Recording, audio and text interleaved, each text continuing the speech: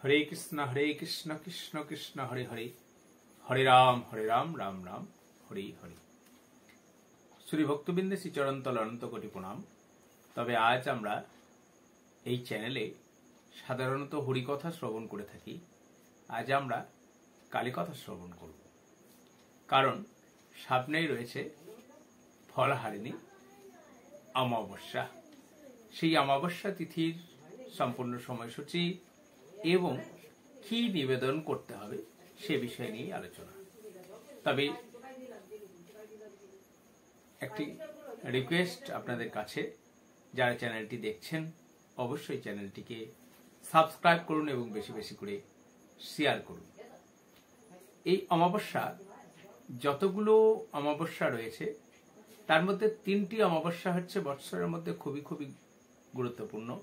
তার মধ্যে এই ফলহারিণী অমাবস্যাটি একটি অন্যতম।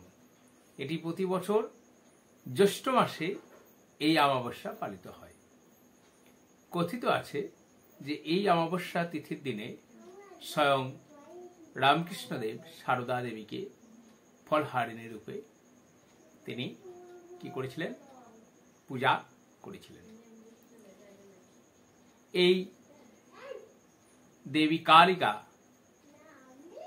তিনি ফলহারিণী রূপে কেন পরিচিতি হলেন? এই বিশেষ তিথিতে দেবী কালিকা তিনি স্বয়ং ফল প্রদান করেন। কি ফল প্রদান করেন? যারা শুভ কর্ম করে তাদের শুভ ফল প্রদান করেন একদিকে, আর অন্যদিকে যারা অশুভ কর্ম করে, অর্থাৎ যারা সমাজে অপকর্ম করে, সমাজে নানা বাধ্যবাধকতা সৃষ্টি করে, যাদের জন্য সাধকের অস্বস্তি হয়, অসুবিধায় পড়তে হয়, তাদেরকে তিনি খড়গ হাতে কিন্তু কি করেন? দমন করেন। অর্থাৎ ফল প্রদায়নকারী। এক কথায় তিনি শুভ এবং অশুভ, শুভ ফল প্রদান করেন এবং যারা অশুভ শক্তি, সেই অশুভ শক্তিকে বিনাশ করেন, অশুভ হরণ করেন। সেই জন্য তিনি ফল হারিণী রূপে পরিচিত। এই ফলহারিণী অমাবস্যা 2025 সালের যে তিথিতে পড়ছে সেটি পালিত হচ্ছে অবশ্যই 12ই জ্যৈষ্ঠ, 27শে মে। তবে এটি কিন্তু সূর্য ব্রহ্মমুহূর্ত যেটি পেয়েছে সেটি ধরে, উদয় ধরে, ঠিক আছে। এই অমাবস্যা শুরু হয়েছে তার পূর্বের দিন, অর্থাৎ 11ই জ্যৈষ্ঠ বেলা 11টা বেজে 7 মিনিট থেকে এই অমাবস্যা শুরু হচ্ছে। অর্থাৎ 11ই জ্যৈষ্ঠ, ইংরেজি তারিখ হচ্ছে 26শে মে, বেলা 11টা বেজে 7 মিনিট থেকে এই অমাবস্যা তিথি শুরু হয়েছে।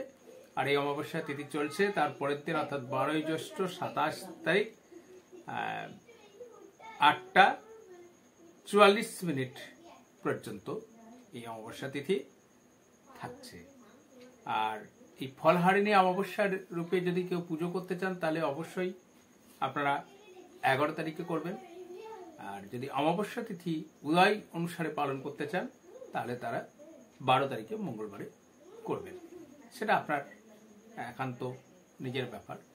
এইবার এই ফলহারিণী অমাবস্যা তিথিতে অবশ্যই একটি জিনিস দেবী কালিকাকে নিবেদন করেন। যেহেতু তিনি ফল হরণকারী, অর্থাৎ শুভ ফল প্রদান করেন এবং অপফল সেগুলোকে গ্রহণ করেন, সেই জন্য দেবীকে আপনার ইচ্ছা মতো ফল দেন, দিয়ে পূজা করুন। সেটা আম, কলা, লিচু, তাল, নারকেল হোক, যে কোনো জিনিস দিয়ে আপনারা দেবী মায়ের আরাধনা করুন বা পূজা করুন। আর আরেকটি কথা, ওই দিন অবশ্যই অমাবস্যা তিথিতে মাতৃর মূর্তির সামনে বা ছবির সামনে আপনারা সন্ধ্যার যে প্রজ্বলন করেন সেখানে অবশ্যই ঘিয়ের তৈরি এটি পঞ্চমুখী প্রদীপ প্রজ্বলন করুন। এতে আপনাদের নেগেটিভ এনার্জিগুলো সরে যাবে এবং মায়ের আশীর্বাদ আপনাদের উপর বর্ষিত হবে। এই কিছু কথা আমি বললাম। আবারও সেই একই কথা, হরি গুণকীর্তন আসরে আপনাদের সকলে গোবিন্দ মঙ্গল করুন। তবে হরিকথার আসরে মা কালী কথা বলছি, এটা নিয়ে কোনো সমস্যা নেই, কারণ ঈশ্বর একজনই, তার নির্দেশ স্বয়ং ভগবান শ্রীকৃষ্ণ, তার নির্দেশেই চরাচরে যত জীব দেবী রয়েছেন তারা সকলেই কর্ম করে চলছেন। ঠিক আছে, কাজেই ঈশ্বরের মধ্যে কোনো ভেদাভেদ নেই, এটা কিন্তু মাথায় রাখতে হবে আপনাদেরকে, আর সেটা করলে আপনাদের অপরাধ হবে। হরে কৃষ্ণ, গোবিন্দ আপনাদের মঙ্গল করুন।